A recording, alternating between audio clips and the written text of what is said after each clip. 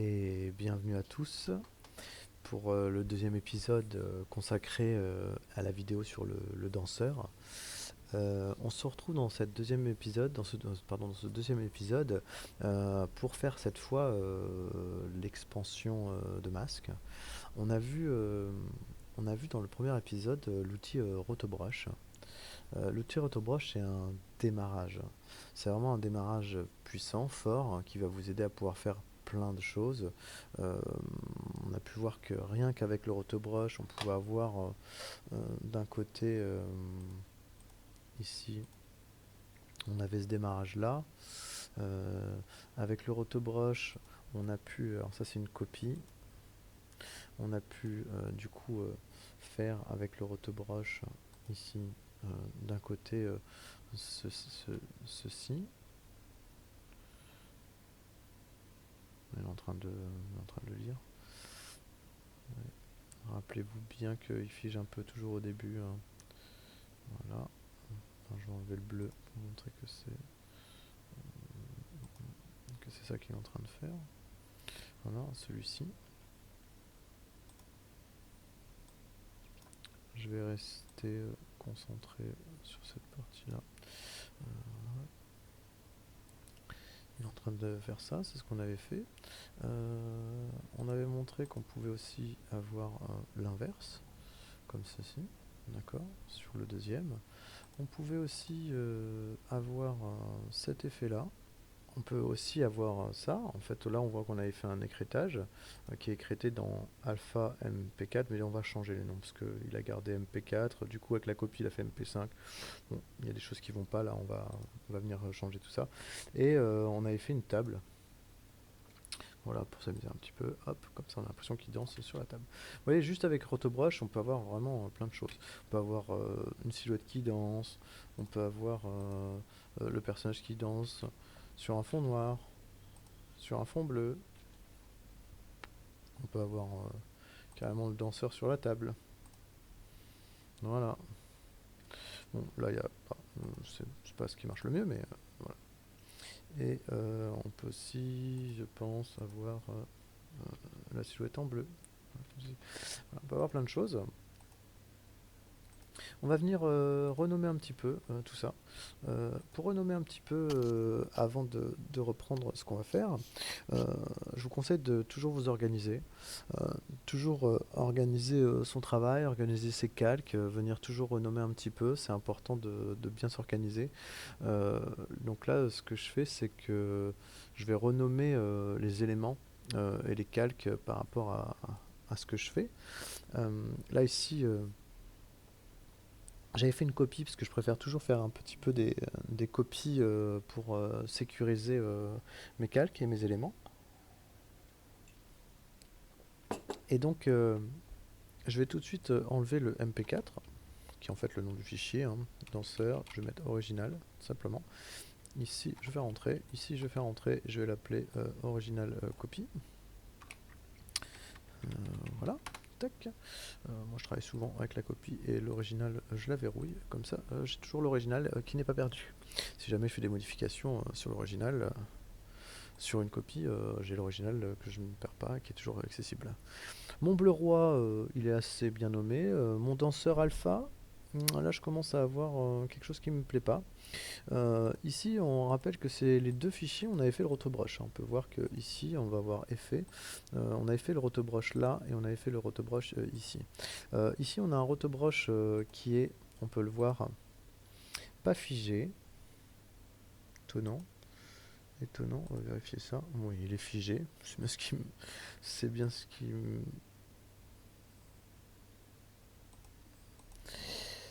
c'est bien ce dont je me souvenais.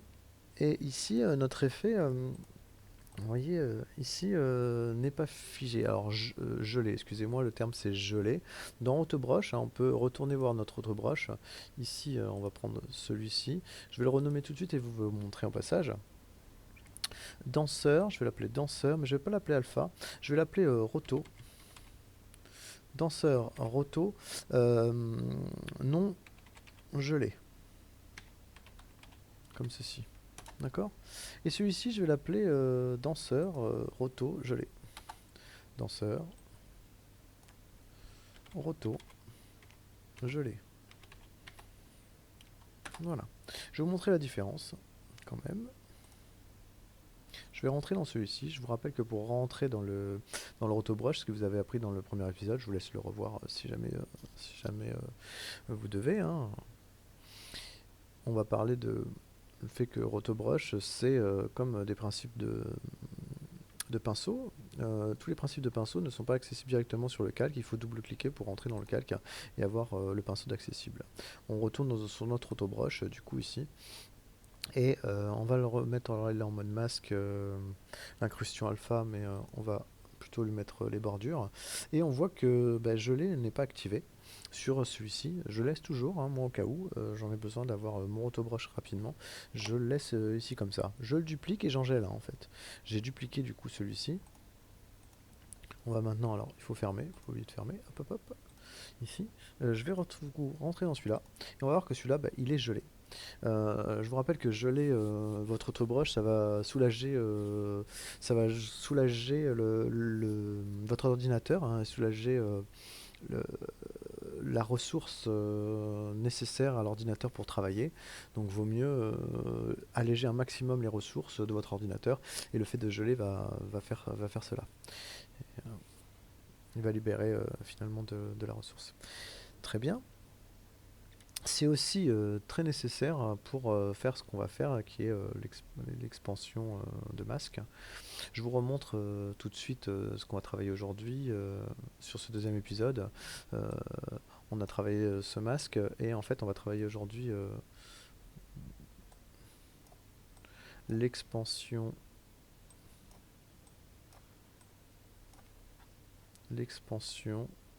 du masque, vous voyez, qui vient venir, vous voyez cette expansion là. Ça, c'est joué avec un paramétrage qui va venir automatiquement venir se resserrer par rapport à notre masque. Voyez, et je vais le jouer avec lui pour venir, boum, le changer au moment où je sens qu'il se passe quelque chose avec mon danseur. Tac, tac. Et en gros, ça va faire boum, boum, boum, et boum à la fin. Voilà, c'est ça qu'on va essayer de faire avec notre expansion et qu'on va travailler aujourd'hui. Très bien, hop là, c'est parti. Pour cela, de toute façon, vous êtes obligé de geler, en tout cas c'est le meilleur chemin, de geler votre autobrush. Donc c'est ce qu'on a fait, et c'est ce qu'on a fait normalement la dernière fois. Donc vous allez reprendre celui qui est gelé. Pour table, magenta et bleu, on va laisser tel quel. Donc on va reprendre celui qui est gelé. Je vais ressortir de mon rotobrush. Je vais retourner ici. Et voilà. Et en fait, on va maintenant lui dire que on va transformer ce rotobrush en masque pour avoir accès au tracé qui pourrait être fabriqué, comme si on avait fait un masque à la main. Tac, tac, tac. Et on va récupérer un masque de notre rotobrush. Pour ça, on sélectionne notre roto gelé. Et alors, vous pouvez en faire une copie si vous voulez. Encore une fois, si vous voulez, vous pouvez toujours. Moi, j'aime bien le faire, donc je vais vous montrer que je le fais. Je vais me le garder. Ici, hop, je vais le cacher. Et mon gelé 2, c'est celui que je vais faire. Et je vais faire maintenant, je vais le renommer. Je vais faire danseur roto masque. Roto tout masque. Tout masque. On est passé de roto à masque ici. D'accord? Et celui-ci, c'est là-dessus qu'on va venir transformer et récupérer. Actuellement, on a toujours l'effet. On va seulement sélectionner le calque et on va venir lui dire calque, tracé automatique. Alors ça peut arriver, tout à l'heure c'est arrivé quand j'ai fait le premier enregistrement, on va voir si ça va le refaire. Alors, on va ouvrir cette fenêtre tracé automatique et on va le laisser tel quel. On pourrait lui dire d'appliquer un nouveau calque. J'essaierai de vous montrer ce qu'on pourrait faire avec ce genre de choses, mais on le fera après. D'abord, je vais vous montrer l'expansion et on verra à la fin d'autres possibilités qu'on pourrait faire avec ça pour vous donner un petit peu des inspi. Très très bien. Je vais laisser tel quel. Je vais lui faire confiance. On vérifiez bien que vous avez bien ça devant vous. Et je vais faire OK. Et tout à l'heure, j'avais ma fenêtre qui disait After Effects ne répond pas. Voilà. Ne vous inquiétez pas. Quand ça vous arrive, voilà, ça tombe bien. Vous attendez. Vous laissez votre ordinateur, voilà. Ça peut arriver que votre ordinateur fige et ne vienne pas n'arrive pas à finir cette automatisation de tracé. Mais là, il faut lui faire confiance et le laisser travailler. C'est quand même lourd ce qu'on lui demande, hein. Parce qu'on peut voir ce qu'il a fabriqué aujourd'hui, c'est quand même tout ça. Ouais, tout ce qu'il a fabriqué, hein. Et là, on est frame by frame, hein.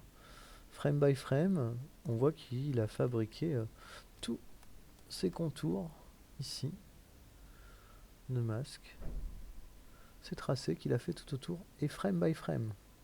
Pour chacune des images qui fait notre vidéo, il nous a fait ce masque. On peut voir aussi que il y a un deuxième masque en dessous qui est le masque qui est nécessaire pour les trous. Vous voyez, c'est genre là. Là ici on a ce trou là, on doit en avoir d'autres. Ouais, celui-ci qui est nécessaire, hein, pour venir faire notre masque. Donc il a fabriqué un deuxième masque pour venir faire ces trous là. On va voir ce que ça va faire. Dès que vous avez fini, que vous avez votre traçage, je vous conseille de tout de suite venir enlever notre autobrush puisqu'il ne sert plus à rien et qui va surtout nous gêner, hein. Ok. Tac. On a bien ça. Hop là, hop là. Et je vais vous montrer l'effet et vous allez voir que ça va nous gêner. Je vais vous montrer seulement que je vais faire une expansion de masque, surtout sur la première partie du masque et le masque vert. D'accord. Je vais venir me placer. Je vais venir me placer à peu près au moment où il se met comme ça. À peu près ici, à peu près là. Je vais me mettre là. Et je vais lui dire que je vais utiliser donc expansion de masse, c'est l'effet que je vous montre aujourd'hui. Ici, je vais lui mettre une clé pour lui dire que je vais faire une animation. Et cette clé, je vais même la mettre à 21. Voilà, comme ceci. On peut voir qu'il ne se passe rien. Justement, à cause du fait que on a un masque sur un masque en fait. Parce que notre autre broche est encore visible. Le fait qui est toujours le rotobrush va venir me gêner. Donc ce rotobrush, je l'enlève. Et maintenant, je n'ai toujours pas l'effet qui est visible, parce qu'il va falloir que je passe mon masque. Je me remets au bon endroit. Tac. Ici, que je repasse mon masque en mode addition. Tac. D'accord. On va vérifier si mes trous ils sont visibles. Est-ce qu'ils sont propres? On va voir ça. À quel moment j'ai un trou là? Ça a l'air d'être pas mal. Je vais le faire une petite lecture, je vais juste vérifier. C'est bien. On est pas mal, hein.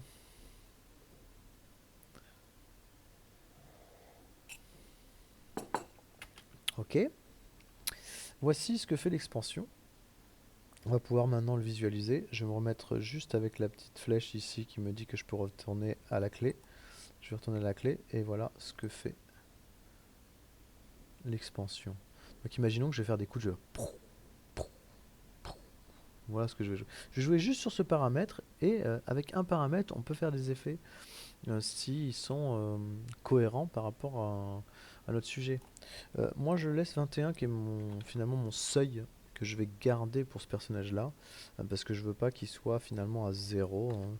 Je veux pas qu'à la fin il y ait des moments où il n'en est pas du tout. Je veux qu'il en ait toujours un petit peu. D'accord. Et donc je vais mettre voilà ici dessus et je vais mettre 21. Ok, c'est mon seuil. Et donc, je vais retourner au début et lui dire, bah, au début, tu as 1000. 1000 c'est un seuil max pour venir remplir la totalité de mon cadre. Je vais faire 1000. Vous allez voir que en dessous, on commence à regarder 1000, vous voyez, on est déjà juste. C'est-à-dire que si je viens à 900, que vous comprenez bien, ouais, 900, oui, hop là. Donc 1000, on est à peu près à 1000 pour venir encadrer le tout. Je vais aller à 1100. Voilà, tac. Et à 1100, voilà, j'ai bien tout le cadre qui est joué sur l'expansion. Et donc du coup, le fait que j'ai créé une clé de 1100 et une clé de 21, je vais avoir cet effet-là, qui va venir resserrer autour du personnage. Comme si je pourrais aller jusqu'à 21. Si je laissais tel quel, ça va venir faire ça, et puis après il est comme ça. Mais moi, c'est pas ce que je veux. Je me permets de regarder ma vidéo d'origine pour me caler au bon endroit. Voilà, histoire de ne pas réfléchir 1000 fois sur le sujet. Alors, vous voyez, je vais vous montrer quand même ce que je regarde. Donc ma première, elle est là. Et après, vous voyez, je vais laisser tourner jusqu'à avoir le... Attention, ça va être là maintenant. Et bim, ici. Donc c'est à peu près là, le boum. Je pense que je vais mettre à peu près ici. D'accord? Mais il commence vraiment, vous voyez, il tourne là, il est toujours pareil, il n'y a pas d'animation. Il n'y a pas d'animation. Et c'est à partir de à peu près là. On va le faire d'un coup, vous voyez, partir à peu près ici. Quand il est à peu près comme ça. Donc je vais venir là, à peu près à ce moment-là. C'est à peu près là. Voilà, à peu près là, on va dire. Ouais, à peu près ici. À ce moment-là, je vais lui dire, bah, tu me remets une clé de 21. Juste cliquer ici, il va me faire une copie de la dernière. Bam. Et c'est maintenant que je vais venir... Alors, je vais zoomer un peu. Je vais venir zoomer un peu ici. Histoire d'avoir un peu plus de lenteur sur mon mouvement. Tac. Et ici, bam, je veux ici qu'il soit fort. Et là, on va lui mettre un petit coup de... Voyons voir 31. Oh, c'est pas assez 31. On va lui mettre un petit coup de boum comme ça. Ça ferait quoi ça? Boum. Boum. Je vérifie. Ouais. Ouais, on va peut-être aller plus fort même. On va faire ça. Et tout de suite derrière, on le remet, bien entendu, tout de suite à 21. Parce que nous, on veut vraiment que ça fasse un boum boum. Boum. Voilà. Le fait de remettre tout de suite à 21. Est-ce que je mets la même distance entre cette partie-là et cette partie-là? C'est à moi de décider. J'aime bien le sentir en regardant. Bim. C'est pas mal. Je vais essayer de le faire un peu équidistant. Voilà, comme ceci. Boum. C'est pas mal. Le prochain que j'avais mis, parce que j'en ai 4 en gros à faire. Donc bim le premier. Et voilà, il va tourner une fois, il repose ses mains. Et là, il renvoie sur le côté. Tac. Je pourrais faire une copie des trois là. Je pourrais prendre ces trois là, faire CTRL-C, venir sélectionner ceux-là, me mettre à peu près ici, faire un CTRL-V. Tac. Celle-là, je vais la virer. Voilà. Est-ce que j'ai... Donc, hop, bam. On peut vérifier. Ouais, c'est pas mal. Je veux juste qu'il le fasse bien à cet endroit-là, c'est pas mal. Hop. Et puis le dernier, c'est... Bam. Ici. Bam. Donc je vais copier les trois. CTRL-C, CTRL-V. Et je vais placer celui du milieu à cet endroit-là. Et bam. Ok, toujours vérifier ce qu'on fait. Voilà. On va tester. Boum, boum, boum. On pourrait toujours voir si ça manquerait pas d'être plus gros encore, mais on verra. On va se mettre un petit fond, histoire de voir ce que ça fait. Bam, bam, bam. C'est pas mal. Ouais.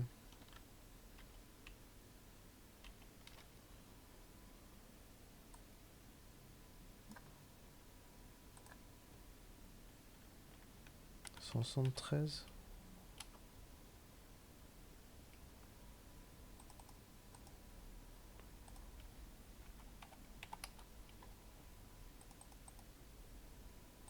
Allez.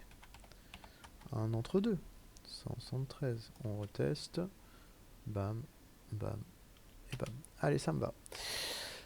On est bon pour celui-ci. Bah, j'ai envie de vous dire, voilà finalement ce deuxième épisode. Je vais quand même essayer de vous montrer ce qu'on peut faire d'autre avec le fait de transformer voilà le rotobrush en masque et ce qu'on peut faire avec. Euh, D'un côté, je vais vous montrer, je vais cacher celui-là. Oui, rotobrush to mask. Je vais même l'appeler tac tenseur et j'ai dit expansion de masque.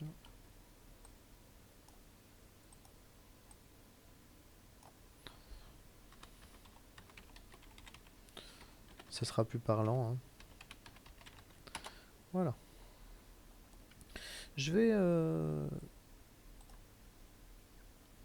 comme ça verrouiller mes éléments les plus importants.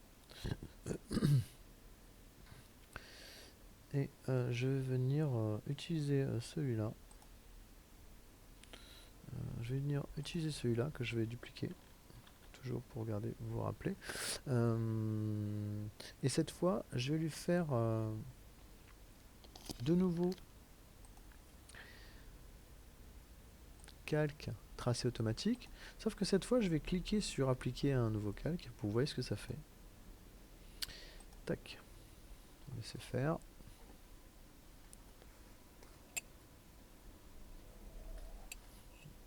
Vous voyez toujours, ne répond pas, hein, ça arrive fréquemment. Ça dépend des ordinateurs. Voilà ce qu'il fait. Alors, je vais vous montrer. Je vais venir cacher tout. Il m'en a fait une copie, donc il m'a gardé mon gelé 2. Hein. Il m'a fait ceci. C'est bien, hein. Tout de suite, en fait, il vous fait ça. Et ce qu'il fait, c'est que il vous a mis ici calque paramètres du solide. Hein. C'est un solide. Si vous changez sa couleur, vous changez la couleur du personnage. Comme ça.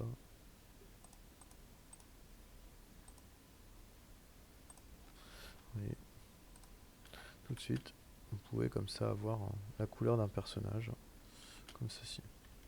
Je fais ça en blanc. Très bien. On retrouve nos deux masques. Là, on n'a pas besoin de jouer là-dessus. Il s'est mis tout de suite en mode différence. Vous voyez, le fait de faire ce tracé automatique via ce petit clic d'une copie, c'est ce qui vous fait. Hein.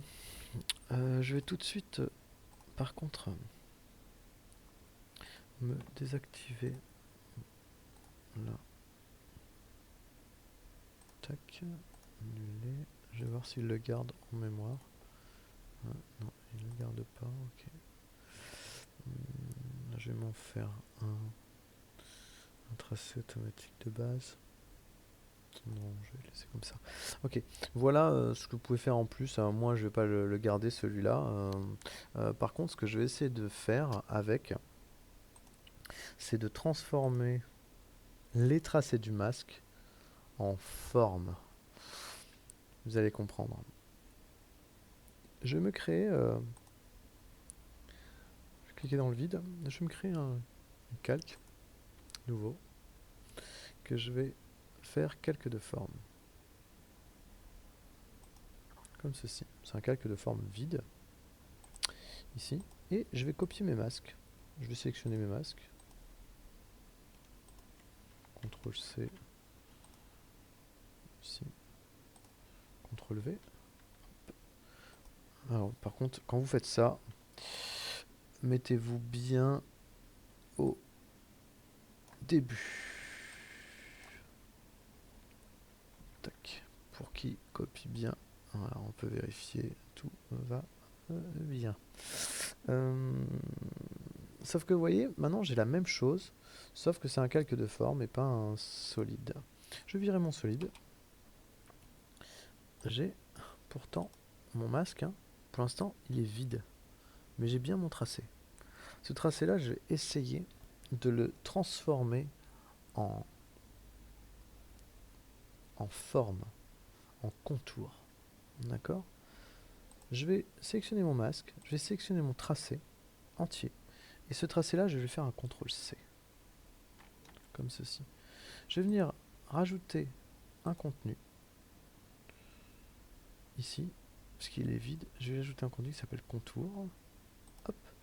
Dans ce contour, je vais avoir... Ah non, c'est pas ça, excusez-moi. Hop, je vais ajouter plutôt un tracé. Pardon, excusez-moi, un tracé. Pour avoir tracé, ici. Et c'est dans ce tracé que je vais faire CTRL V. Et vous voyez, j'ai récupéré le tracé du masque dans ce tracé-là. Je vais en mettre un deuxième pour l'autre quand même, histoire de... Je sais pas si je vais en avoir besoin, mais dans le doute, je vais récupérer ce tracé. CTRL C. Ici, contenu, ajouter. Je vais lui refaire un tracé. Tac, tracé 2. Ici, je vais retourner dans le tracé. Je reste bien au milieu. Oh, pardon. Je reste bien au milieu et je fais un CTRL V. Voilà, je vais mettre le tracé. Je vais virer les masques. Bim. Ok. Hop. Et ces tracés, bah, j'ai plus qu'à leur mettre un contour. Je vais plutôt ajouter un contour à mon tracé. Voilà, ça ira plus vite. Je vais mettre 13. Hop, comme ceci. Vous allez voir que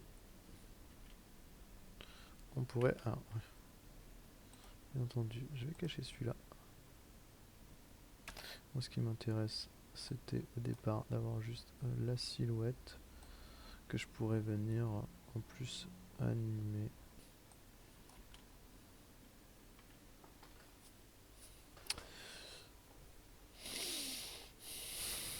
Tout simplement.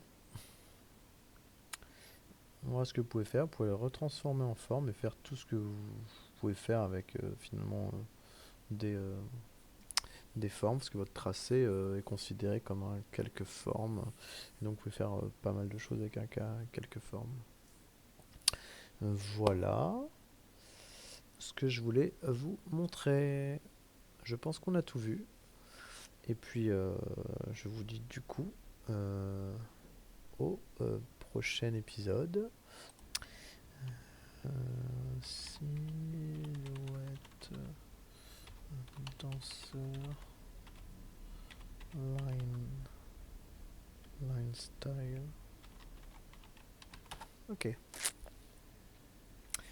Voilà, et on va réactiver ce qu'on a besoin d'activer, c'est-à-dire notre danseur en expansion. Voilà, qui était l'effet d'aujourd'hui. Hop, hop, et hop. Et notre petit fond, ici, comme vous pouvez le voir. Tac, tac, et tac. Prochaine étape, les lignes. On va faire les lignes. Justement, on va utiliser réduire les tracés. On va faire des lignes. Et après, on va enflammer notre personnage. Et il faudra aussi le détruire. Je vous dis à bientôt et au prochain épisode.